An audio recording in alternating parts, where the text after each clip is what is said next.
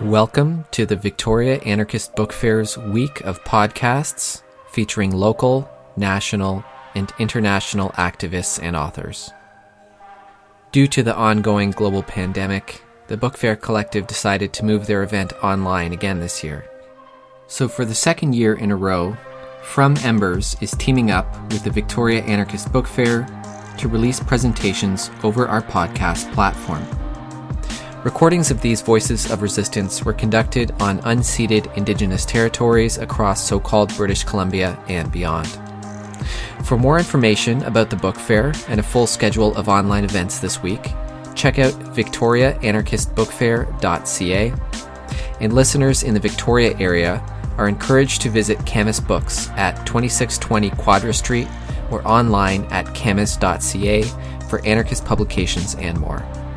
And to find out more about our regular anarchist podcast, go to fromembers.libsyn.com or simply search From Embers in your favorite podcast app.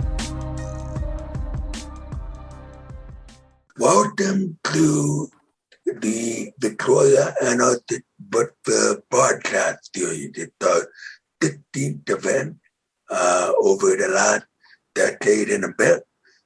We are coming to you with a series of podcasts. And today, just in Hansen, we are coming to you from West Canada and the Swanson territory, unceded, of course. And I would also like to recognize the nations of Esquimalt and Tongi as we are thankful for the ability to live and work, and play on their territory. And decolonization is a process that we greatly care about as anarchists and as people working in solidarity. And Anthony is coming from Anishinaabe and Anishinaabe territory. And so I'll just inform you guys a little bit about Anne. Anne Hansen was a member of an urban guerrilla collective in the 1980s. This group was heavily influenced by the local indigenous people in BC, but also by the American Indian movement, AIM, that was still active at that time. Direct action was also influenced by the feminist and anarchist and punk movement that were very active during the 1980s. So the political analytics and values were very much reflected through the tactical and strategic action, as well as the comedy. Anne was elected along with the other active members of direct action in January 1983, and after a year and a half long trial was sentenced to life, and subsequently spent roughly 7 years in the only prison for women in Canada at the time, the Prison for Women, P4W, before being transferred to the only minimum security prison, then the half house, and finally the community. She worked with her partner for many years after her release in their own cabinet shop called Concept Cabinet. Eventually bought a small farm on her territory and worked with her fellow ex-prisoners and Women for Justice. And then in 2016, started the Prison for Women Memorial Collective. This latter group was dedicated to having a permanent memorial garden and gallery for all the women who died in federal prison. The gallery is going to be located inside the now closed Prison for Women with the goal of exhibiting the art writing and film about the women in prison. So they will be remembered as the fully fleshed out women that they were, as opposed to these feminized cartoon characters that are normally depicted, as is presently the case in the Kingston Penitentiary sewers.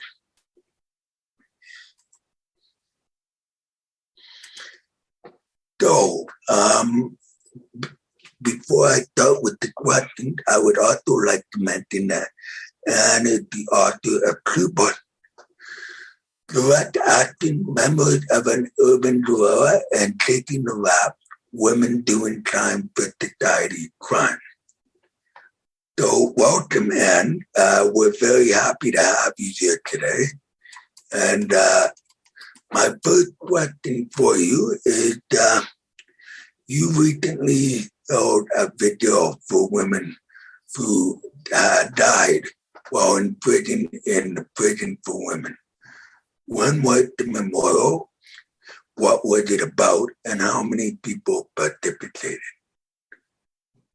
Well, it was actually, the vigil was really Prisoners' Justice Day this year.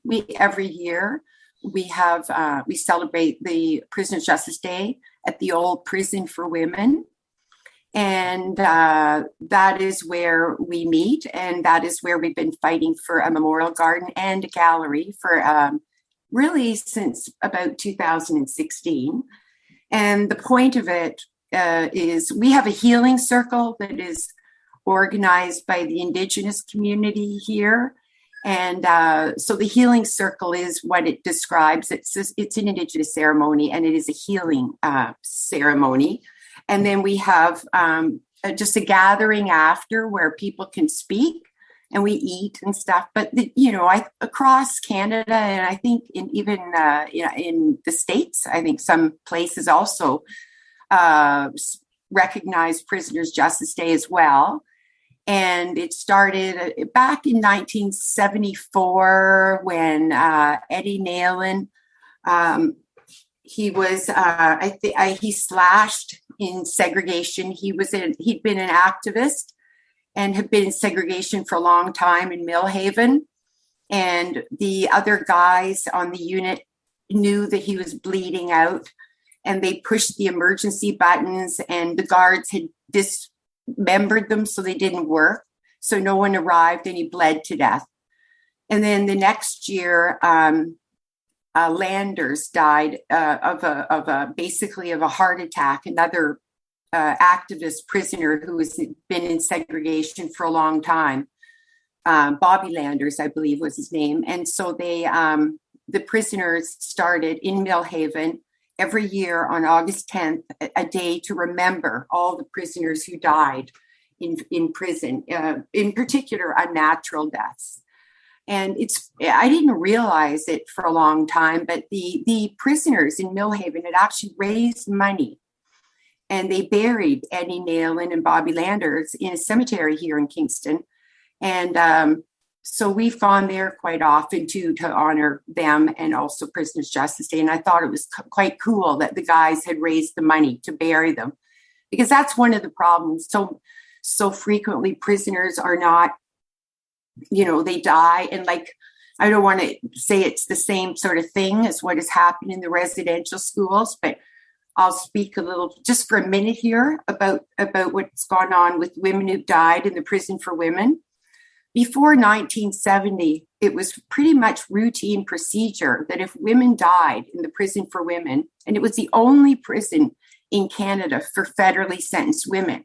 So women were shipped from all over Canada, and there's a disproportionate number of Indigenous women in prison, and Indigenous men as well, like a significantly disproportionate number, some like 30% of the prison population at the time in the women's prison were Indigenous, whereas they're anywhere between 2 and 4% historically of the general population.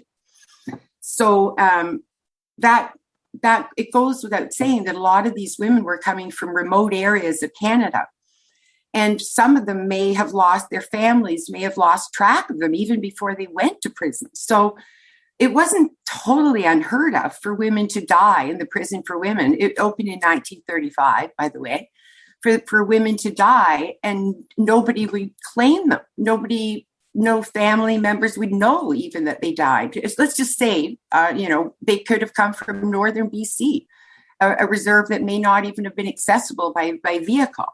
So the families may not have known they died. So if a woman died up until the 70s, quite frequently, those women would be shipped over to the medical center at the university, and they would be used as cadavers for the students who were learning to be doctors. And we don't know what they did with those bodies once they were, well, for one thing, it's a crime that their bodies were just used as cadavers without their families consenting. And secondly, we've tried to find out, we haven't exhausted our investigation. So that's one thing. And then there's the other thing is just rumors that have been perpetuated in many cases by guards who've worked at the prison for like 20 years. Some of these guards who say that there were bones, like some of the women were buried on the ground. So there is a number of people in this area now who are calling for a radar ground search of the prison for women grounds because of the fact that, the federal government would not pay to have these women shipped back, even if their families did know they died. That's one of the problems that happened in the residential schools, that there was the government would not try to find the families or pay for the bodies to be sent back. So we have, when you think about Prisoners' Justice Day, there's a significant number of women who, when they died, they were just, nobody really gave a shit about what happened to them after that. So Prisoners' Justice Day is not just to remember the women who were not honored or remembered when they died, but to remember, prisoners in general. Yeah. I think I kind of went off on a tangent there, but. No, you know what? And this is what it's about. It's telling your story, and we really appreciate that. So a lot of the solidarity movement, including those for Indigenous people, as you were referring to, because there's such a number disproportionate to white people in so-called Canada. These movements, including yours, rely on or get help from allies. And that's a good thing, but it can come with problems. What were some of the problems that arose, that can arise, generally speaking, when you involve allies, particularly those who haven't experienced prison or have little idea what the criminal justice system is about? Can you tell us about some of those not only good things, but also things that are problematic, including allies? Yeah. There's some really good, I don't have the name of it right now off the top of my head, but there are some really good pamphlets. There's a very good pamphlet online. It's unfortunate I don't have it. Maybe I will find the name of it later on in this interview, but it's produced by Indigenous people about allies. But at any rate, I'll just start off by saying, it's generally recognized that there's two, again, this is really general, but there's kind of like two types of people that get involved in prisoner support group.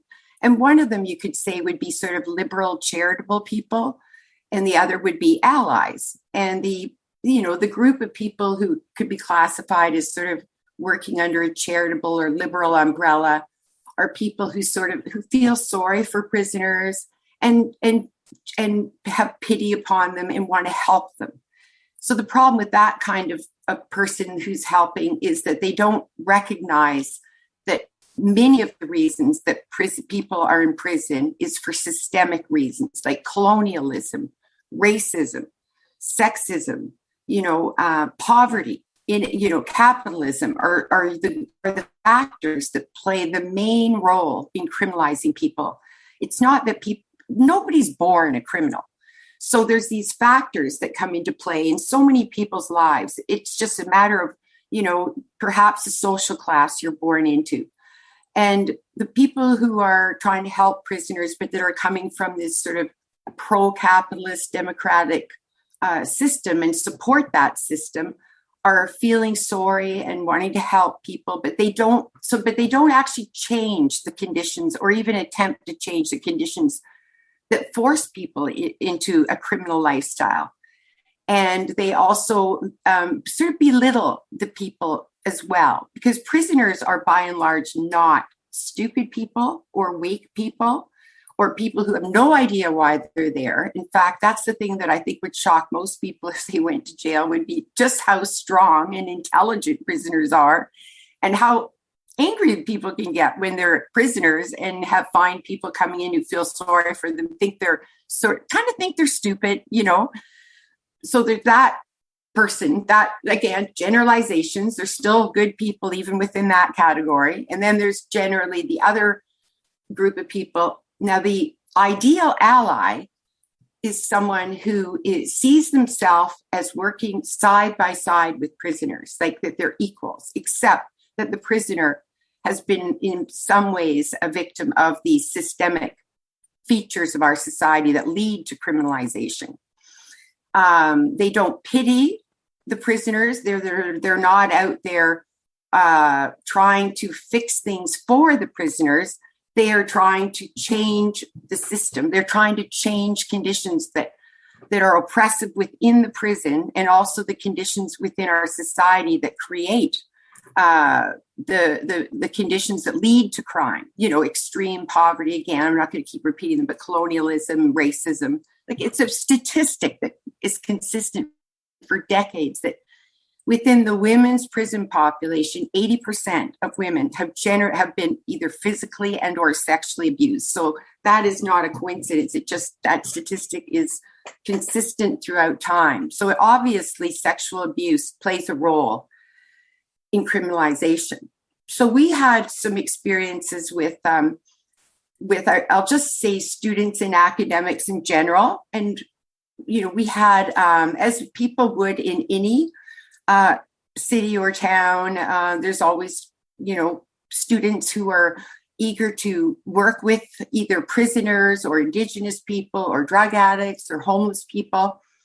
And they were for many years, they were very helpful, and we believed we were friends, not just allies. We didn't even really use any kind of words like that. We used their first names. They spent the night with us. We had social events and things like that.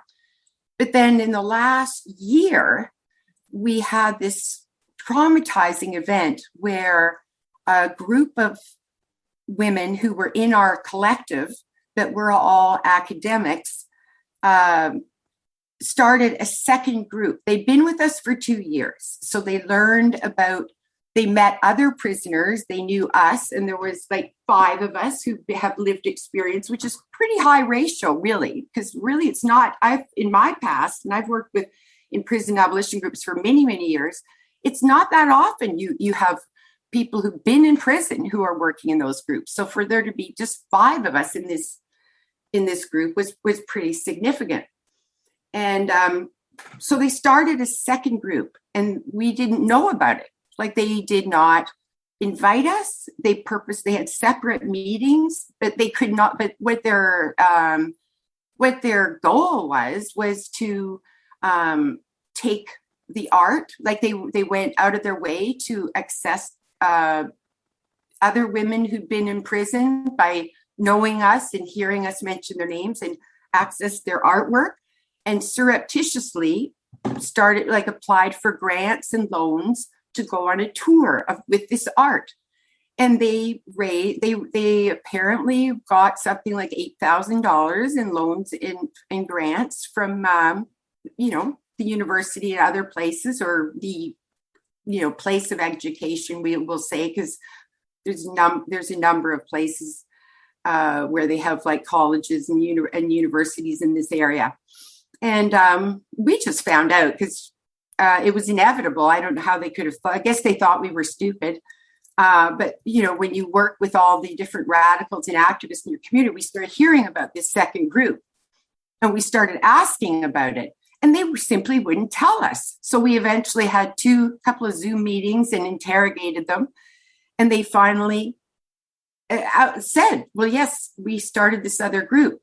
And we were so upset about it because, they had been using us, like they could even cause conflict by enrolling one of our fellow ex-prisoners to be involved and paid them so that when we found out, it caused a bit of conflict between us and this other person who was from a totally different city and everything.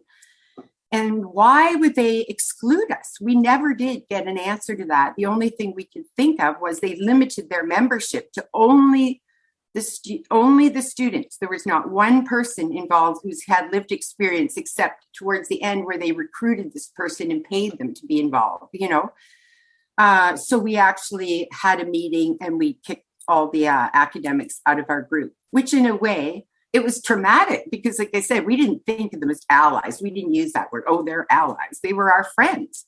And to think that they would purposefully and conscientiously exclude us in order to get the more money, because these loans were probably coming out of university or colleges where they want to pay students. And, for a while, it was a big setback because we're all older people. Us women who've been out of prison for a while and are not that good at using social media and stuff. So we had a lot of trouble on our, keeping our website updated. But in the long run, it may end up being the best thing that ever happened to us because, now we are having to do everything ourselves and we've learned a lot. And we, contrary to what many people thought, we're still in business. And I say that with a smile, as a joke, the word business. So I hope I might have lost track here. So, I think there's a real danger. Okay, I'll just say one other thing that I've noticed because I'm getting old and I've been around in the prison abolition movement since I was in my early 20s. So let's say that's about 40 years. You can do the math. And back in the 90s and the 80s, most of the activists that I knew were not students. Like they were sort of more like people who were unemployed, anarchists, punk rockers, feminists.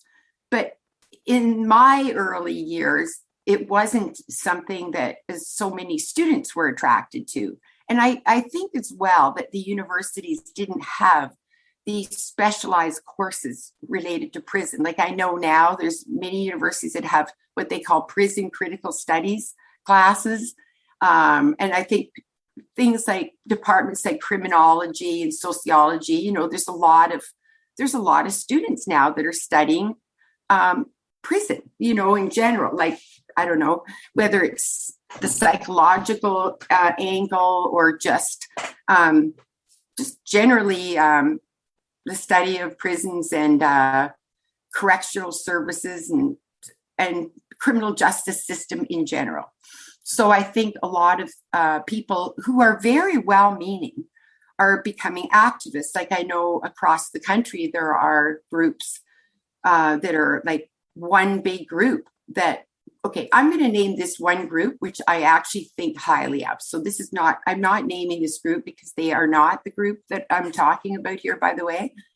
But like the Prison Abolition Coalition is a very good group that goes across Canada, and they work online, but they also do activism in communities across Canada. But it's pretty dominated by academics. And to my knowledge, they do really good work. But I think there's a lot of, you really have to be on the ball if you're an academic and really be conscious of your motives. Because I think if you're a student or even a professor, that it's very easy if you're doing work with the Prison Abolition Collective to start thinking in terms of what can benefit you in your career? What kind of projects will enhance your credibility, your, just basically your resume, whether you're studying for an MA or PhD, whether it will align with your thesis and that kind of thing. Whereas in my day, when people weren't, when these activist groups were not dominated by people who are in academia, I mean, it was pretty clear you joined a prisoner abolition group for justice, to help the prisoners, to bring the prison system down, to fight capitalism. Those were your motives. And it certainly had nothing to do with money. Like I don't remember ever being in a group where you got a lot of loans and grants from anybody. You had to raise money through concerts and films and different kinds of fundraising techniques, but not by applying to any big institutions. So I think this is something that academics really have to be careful of, is that they're not choosing, if they're in a group, to do projects that are interesting and creative, which would be perhaps the most fun things to do, but the things that are essential. Like, for example, in our group right now, we really need to do a lot of research into who did die in the prison for women. Like, we have to start doing research using newspapers, going into archives, all kinds of different techniques. The Freedom of Information Act, find out the names of the women who died, how they died, where they died. This is for our particular project in the Memorial Garden. We want a gallery in the prison for women. We want to be able to exhibit their art, their writing, make some films, testify films where we interview women who've been in prison, sometimes for years in segregation, for example. A lot of this work is boring. Like doing a lot of research to get the names of the women who died. I mean, you're spending a lot of time going over digital files from the newspapers, looking at the coroner's reports and filing free. It's just not glamorous, fun work that's going to help you get your PhD or your MA or graduate, whatever. But that's often the kind of thing, if you're an activist, you have to do. It's not all, running around having fun, fighting with the cops. Now that I'm saying sarcastically, of course, that's not fun, but, it's not always exciting and creative. But I think, there's a real danger in this day and age where so many people are studying prisoners in prisons, and they do get interested in helping activists. They've really got to be self-aware of what their motives are, and are they actually allies, or are they blinded by ambition, their own? There would be a certain segment there who would fit into that liberal charitable status too, which is really, it would take a person having a total paradigm shift to get out of that category. You know what I mean? Those are usually people who believe in capitalism and democracy, the people who are doing it for charitable reasons. I know, again, I probably wandered all over the place here, but. Oh, no, and this is wonderful. In fact, you did that into my next question, with the great. And my next question for you is, you mentioned, the organic anarchists and the low income and the street allied people that you met, that you connected with when you were younger, have been replaced by academia and the corporate nonprofit industry. And so if you were to talk to an individual and they said, I would really like to be in solidarity with you guys, or be an ally, for lack of a better word. And they asked you, how can we do that? What would you say to those people now that you've mentioned all the pitfalls of coming in solidarity within the prison movement for ulterior motives, like career spotlight, newspaper report, all that stuff. What would you recommend to the individual that wanted to be in solidarity with abolition movement? Well, I think as a group, first of all, I know we're talking about individuals here, but I think it's very important. We did not have any kind of policies or protocols. You know, we started off, there was just mainly us. There was a group of women who'd been in prison and a couple of other people who actually used to visit prisoners here in where I live. So we didn't have any policies or protocols. But now what we've decided is from now on, those words that you hear quite often, transparency and accountability. We think that those are very important. That if people are working on projects, that they should always be open to being transparent about what they're doing, because that's one thing that didn't happen in our group. There was this sort of sneaky side organizing going on, to be transparent and accountable to the people who with lived experience. And sometimes it's difficult. Like, for example, we had a person in the Allies group who were starting another group surreptitiously say that they really liked each other and that was why they were working together. So of course, the implication is, oh, you didn't like us? Is that what you're saying? I actually said that myself in the meeting. And, you know, one thing I can say is I really like the other women that I'm working with who've been in prison. But I think anybody who's been in prison will tell you that if you have to make general statements about women or probably men in prison, the kind of, I know a lot of this is difficult because it's so general, but the average personality of people in prison is not a quiet, diplomatic, soft-spoken person. Like, you know, a lot of people who are or have been in prison have been through a lot of trauma in their lives and have had to live on the street, foster homes, juvenile detention centers, training schools, Indigenous people. We, in our generation, most of the women have been to residential schools. So there's a lot of baggage there. And a lot of the women, you know, would raise their voice. Like if they were mad, they wouldn't hold it in. They'd be yelling. they'd say they were mad, you know. And you just and also a lot of people who've been, and I think this would hold true. I'm making again a generalization. This is probably holds true too if you're working with people who have addiction issues or homelessness. It's again not true of everybody, but you cannot expect people to act like people from white privileged backgrounds who haven't had a lot of trauma, who've had a lot of education and, you know, are very socialized to act in a certain diplomatic way, you know. And that can be a problem when you're dealing with people who are from very privileged backgrounds and are refined in terms of their diplomacy and soft-spoken manner, blah, blah, blah. But I wouldn't say that those qualities make them necessarily more honest or deep or smart. So I think that when you're working with people who are underprivileged, and I am from a privileged background, I am not your stereotypical prisoner, but you have to realize that people are going to be very different than yourself, and you have to be open to that and realize why maybe people, if they're angry, may not hold it in as much, you know. And also because the educational level is much lower for prisoners than it is for the general population.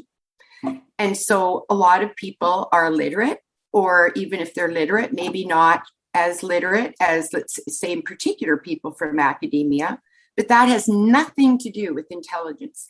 I can tell you firsthand that if you ever go to prison and you can quickly, and if you can get over the fact that just because someone's talks street, you know, does not mean they're stupid, you will realize very quickly how bright people are in prison and how they're just as perceptive and deep thinking, even if their vocabulary doesn't include 10-letter words, you know.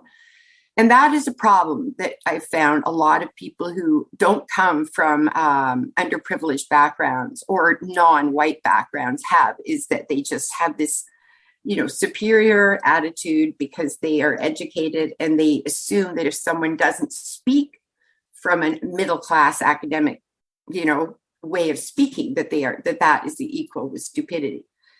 And I'll tell you, if you ever go to prison, people have often said, what advice would you have for me? And I would say, shut up, learn, and listen.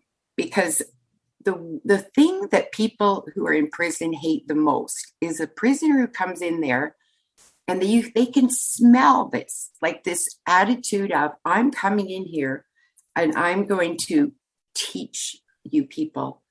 We're gonna organize in here. We're gonna maybe have reading groups, but we're gonna end up having lockdowns. I've heard many radicals say that if they went to prison, they would be in there organizing.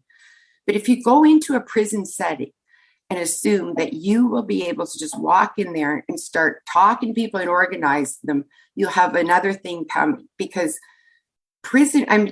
this whole talk today is going to be full of generalizations, but prisoners as a group have been inundated with social workers, cops, prison guards, counselors.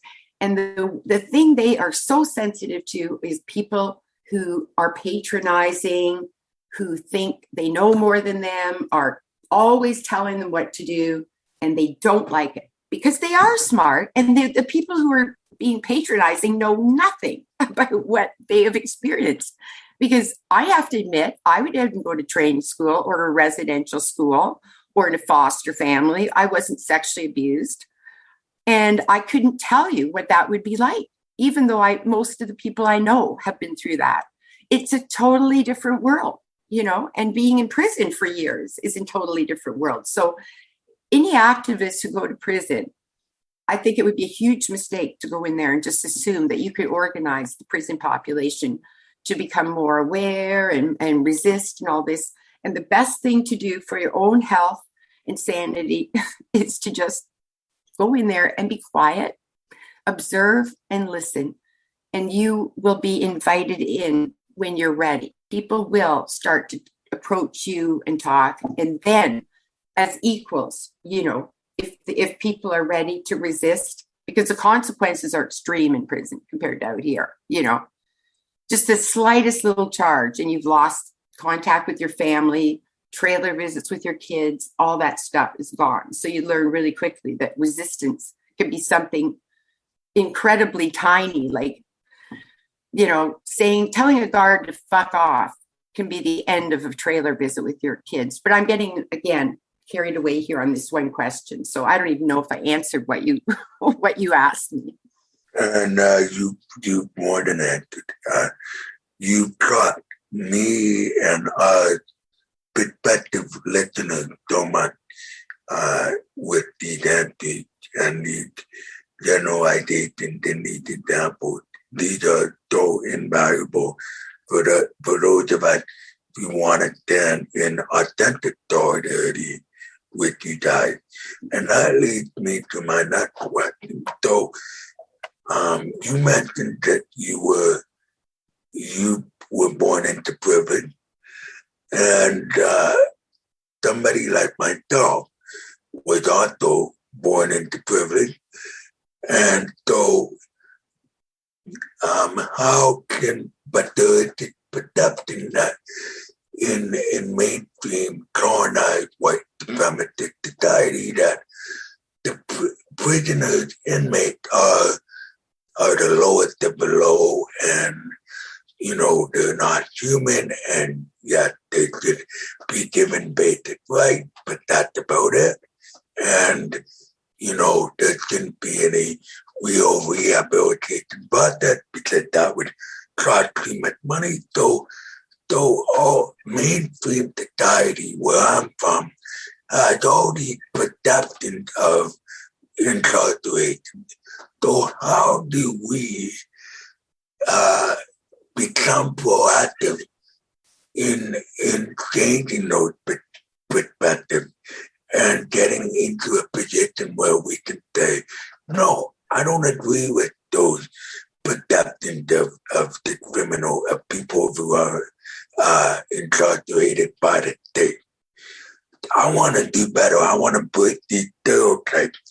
I want to do better in my life, decolonize, and have a better, more authentic understanding of the world, the capitalism. So how can we gain those protections on the outside? Well, I think, it's always good to make a lot of effort to get people who've been in prison involved in groups, in any kind of, prison abolition groups. But what is the best thing to do is a big question. Like we are focusing right now here on this memorial garden and gallery, but that's just, because we're here in Kingston in the Prison for Women's there, the group of us with lived experience were in there. But for example, there is a lot of, like in the Abolition Coalition, they are doing a lot of work to try to prevent here in Ontario. They want to expand. There's a remand center called Quinte, which I've been in. It is the worst prison I've ever been in. And remand prisons are horrific all across the country. So they're going to expand it quite a bit. It's going to be huge. And they're expanding the prison system again here in Ontario. So I think that a lot of prison abolitionists, can focus on that. There's so many. There's endless targets for our resistance, I think. But anywhere where they're building more prisons, I think that anybody can organize to try to prevent that from being the case. In my experience, building more prisons has never improved the conditions, in fact. So even though the existing prison, like for example, Quinte is the worst prison I've ever been in, I don't hold any hope that building this brand new multi-million-dollar remand center is going to be an improvement. The best example that I can give of how reforms don't work is the Prison for Women closing. It's just classic. The Louise Arbour Commission looked into it. They closed it down. They were also, Louise Arbour was working with the Canadian Association of Elizabeth Fry Societies and the Native Women's Association of Canada, and which are, fairly progressive. And so the whole goal was to build new prisons for women that were more women-centered and Indigenous-centered and regionally located so families could visit them. And anyone who's been, at least everyone I know, who's been in any of these new federal prisons say that they are worse than the prison for women. They have fewer jobs. Well, some of it is the increased use of technology and the basically more advanced technology. Like when we were in the prison for women, they didn't have any audiovisual surveillance cameras and stuff like that. So we weren't under 24-hour surveillance like they are now. The guards had to come in and walk the range every hour to do count. You could hear the gate opening and closing. So you had lots of time to sort of clean up whatever you were doing, right? But it's just like nowadays they have done, they use a lot of psychological ways of resisting prisoners. Like, for example, they move people around all the time. I was in the maximum security unit at Grand Valley, and every women's prison has a maximum security unit, which is really another word for a special handling unit. It's a small prison within the compound. They usually only hold at the most 30 women in 3 separate pods, and there's only 5 women per pod. And then there's segregation. And the pods are completely closed. Like you have no interaction with any other women but the 5 women in your pod. You only get out of that pod for an hour a day to exercise. There's no work. So you're hanging around and then you're in your cell a lot. So, that is not an improvement over the prison for women where they had multiple security levels altogether. And they, like I said, they have a policy of moving people around. So if you're they have these, what look like little bungalows in these new prisons, but people call them units because that's what they are. They're units. Often women will be friends within one of these units. And if they decide they're going to, let's say through people on the outside launch a little bit of a media campaign about something that's going on in the prison, one of them will be moved to a separate unit where they can't associate very well. So I'm just saying there's an odd dilemma here, because I do believe that, new prisons are never a good idea. We should resist them. But on the other hand, I'm not totally opposed to trying to improve conditions either. It's sort of a fine line, like, the harm reduction philosophy, right? That you hear about a lot nowadays, where you're guided in your reformism by a revolutionary, you want a revolutionary analysis and perspective, but you're going for, let's say, trying to eliminate segregation, right? And I believe that you have to try to improve conditions now, but you have to have a revolutionary perspective when you do it. But at the same time, I'm very conflicted, because there's very few examples that I could point to of reforms that have actually improved conditions for prisoners, But it does also seem cruel to, like, I always use this example. If you were visiting someone who'd been in segregation for several years, which is the case in every prison you'll go to, there's people in segregation for years. And you tell them that they got to just hang in there because you're a revolutionary, so you're not going to waste your time trying to eliminate segregation. You're going for getting rid of capitalism and hang in there, buddy. I mean, that person is going to feel like killing you, because you and I cannot imagine what it'd be like to be locked in a bathroom for 2 years, and neither can they. So and it's the same with people starving in other parts of the world, for us to sort of say, well, wait for the revolution, friends, like, how realistic is it there's going to be a revolution even in our lifetimes, right? So I don't know if I'm really answering your question here again. I have tended to wander off a little bit again. No, and I get that. You've really given that the depth, you give it the insight. And as we begin to wind down this interview, how can good, solid, authentic allies who want to be in solidarity with your project, your memorial project, how can people get involved? Do you have a website? Do you have a video channel? Do you have a package you can mail people? Is there a way for people to become involved in your movement? Well, we did have a very active website, but right now we're in a transition mode of getting somebody from our group, because none of us who have been in prison are very good at social media, like I said before. But we do have a really great activist, prison abolition activist here, who is going to be getting the website up. Like, we have a website, it just hasn't been updated. So yes, our website would be a good source of what's going on, for sure. That would be the best thing. And just hang in there if it's a little it would only be like maybe 6 months out of date right now. So yeah, and we're going to update it very, very shortly. There you go, folks. It can't be any more clear. Shut up and listen, and do your best to educate yourself before you start to think about being in solidarity and helping those who are locked up.